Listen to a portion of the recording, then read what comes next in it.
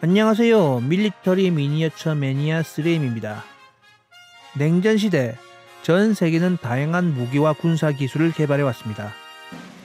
비용보다는 성능과 적대국 대비 우수한 전략에 초점을 맞추고 비용과 인력이 얼마나 들건 상관하지 않고 개발하고 배치하는 것이 일반적이었죠.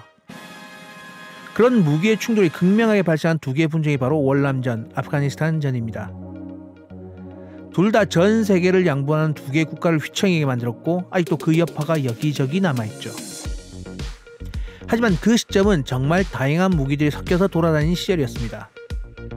그 중에서도 프롭기에서 제트기로, 아날로그에서 디지털 최신 첨단 기술이 적용된 기술이 펼쳐진 항공기술은 눈이 부시게 발전했는데요.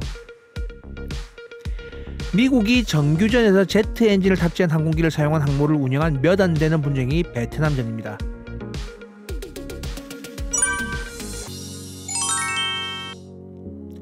이 차 대전 말 프로펠러 전투기의 항모 운영이 완벽하게 정립되었다면 그 이후 제트 전투기의 항모 운영이 정립되기 전에는 많은 시간이 필요했습니다.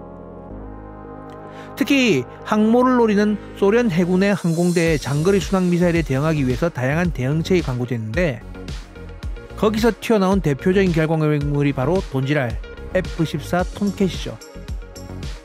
한동안 전 세계의 바다에서 하늘에서의 적수가 없는 최강의 기종으로 군림했던 전투기였습니다. 미 해군, 아니 전 세계 전투 파일럿들의 선망의 대상이었고 최강의 제공 전투기였죠. 문제는 최강의 제공 전투기라는 데 있습니다. 항공모함의 역할이 함대 방공뿐만 아니라 제공과 함께 적성국의 C라인에 대한 확장된 군사력의 투사를 위해서는 대함 및 지상 공격 능력이 유지되어야 하는데 그를 위해서 제공 특화된 F-14가 아닌 제2의 전투기를 유지해야 했죠.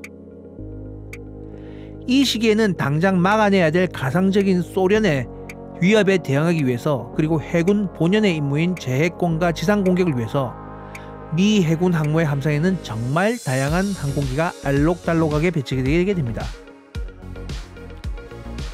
여담이지만 지금은 이런 다양한 요건을 한방에 다 수용하는 FA-18E로 통일되면서 미 해군 항모는 오직 FA-18로 통일되어 단순화된 상황입니다. 해군의 가장 큰 임무는 제해권이고 그 제해권을 수행하기 위해서 적 해상 세력을 박살내기 위해서는 함포를 탑재한 전함이 그 중심에 있었습니다.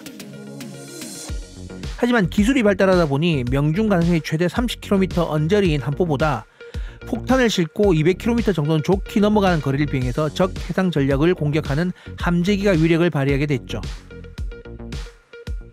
이런 위력을 발휘하게 된 본격적인 해전이 바로 우리가 알고 있는 2차 대전 태평양 전쟁의 일본과 미국의 해전이었습니다.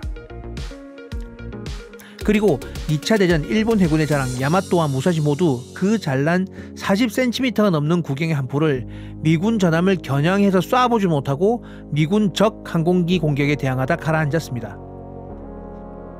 이제 함포를 막고 대응하기 위해서가 아니라 함대의 승리를 위해서 적의 대함 공격을 수행하는 공격기를 막기 위하여 함대 방공 임무를 부여한 전투기들이 항모에 배치되기 시작했죠. 실제로 미 해군의 경우 2차 대전의 F-4, F 와일드캣부터 2차 대전 이후 초음속기 전투기 시대를 지배했던 F-4 팬텀, F-14 톰캣이 그랬습니다. 적 항공 전략 대비 우위를 지키기 위해서 공중전에 특화된 방공 전투기들이었습니다. 하지만 실제로 함재기의 근본적인 임무는 공격기였고 아무리 함대 방공이 중요해도 근본적인 임무를 수행해야 하는 기체가 필수적으로 필요했고 함대 방공 임무를 가지는 전투기와 함께 지상, 대함 공격이 가능한 기체를 운영해야 했죠. 그래서 2차 대전에는 그루만의 와일드캣, 헬캣, 베어캣의 고양이 시리즈와 함께 돈틀리스, 어벤져 등의 폭격기를 같이 운영해야 했습니다. 이런 상황에서 2차 대전 말 미 해군의 함상기는 콜세어로 통일되는 것처럼 보였습니다. 제로선을 때려잡는 뛰어난 비행 성능에 일본군 함상 폭격기의 2배에 이른 폭장량. 이렇게 보면 이놈이 전투기인지 공격기인지 긴가민가한데 말 타면 종 부리고 싶다고 지상 공격에 특화되면 좀 더 뛰어난 지상 공격 능력을 가지지 않을까 하는 욕심에 미 해군은 거기에 새로운 함재기를 개발해서 배치하게 됩니다. 바로 A1 스카이레이더죠. 전쟁 이후 배치되기 시작해서 2차 대전에는 사용되지 않았지만 한국전에 사용되어 3.5톤이라는 말도 안 되는 무지막지한 폭장량을 가지는 공격기로 활동하게 됩니다.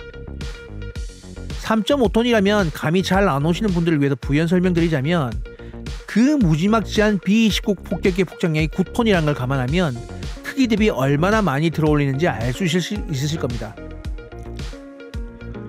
2차 대전 말에 배치되기 시작했지만 이 걸작 프로펠러 공격기 A1 스카이레이더는 미군은 월남전까지 잘 써먹습니다.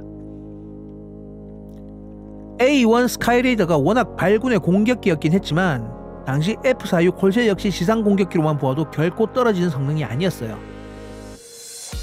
당장 함상 공격기인 어벤저보다 폭장량이 컸을 정도니까요.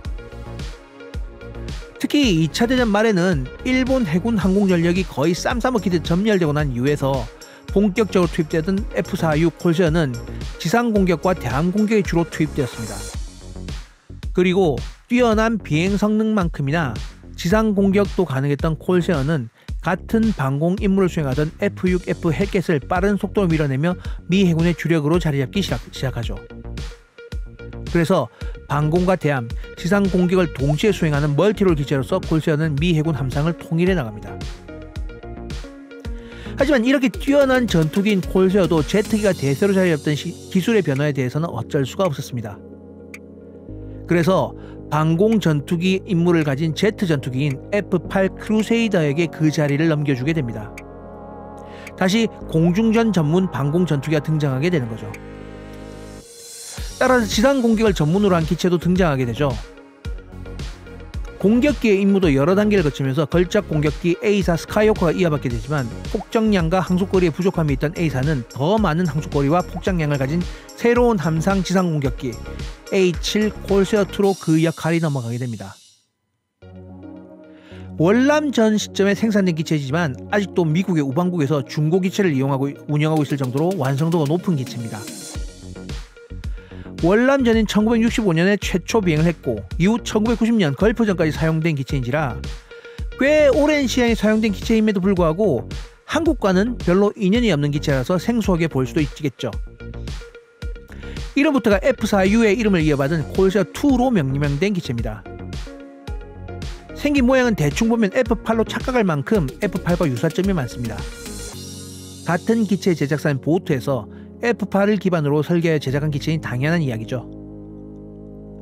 처음부터 초음속으로 현란한 공중전을 벌이는 것을 목적으로 한 기체가 아니다 보니 기체는 뭉툭하고 당시 출력을 위해서 대부분 터보제트 엔진을 사용하던 시대에 항속거리를 위해 터보 팬 엔진을 사용하여 출력면에서도 다른 기체에 비해서 떨어지는 기체였습니다.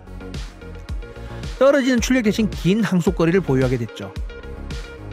날렵하고 고속의 현란한 기동이 가능한 기체는 아니었지만 항전 장비 등의 개량을 통해서 기존 대비 엄청난 명중률과 F-8에서 습득한 함상 운영 노하우가 집약되어 최소화된 유지 보수 소요로 인해서 높은 가동성을 보여주는 기체였습니다.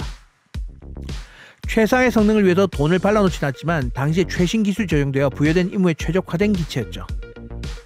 자, 그럼 다음 영상에서는 콜세어2의 역할과 기술적 특성에 대해서 알아보도록 하겠습니다.